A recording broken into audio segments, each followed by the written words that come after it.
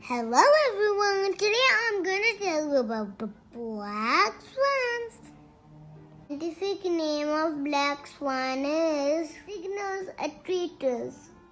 It's a large water bird and a species of swan. They are mostly black feathered bird. Their bill is bright red with a pale bar and tip.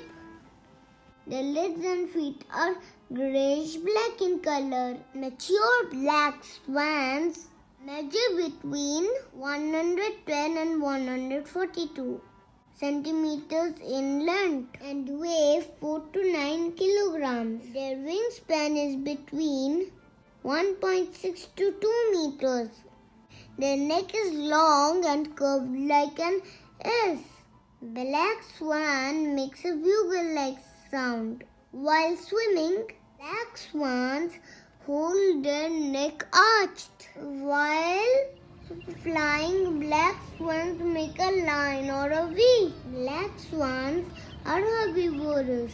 Their main diet is aquatic and marshland plants. When feeding in water, the black swan dips its head and neck underwater while keeping its body horizontal.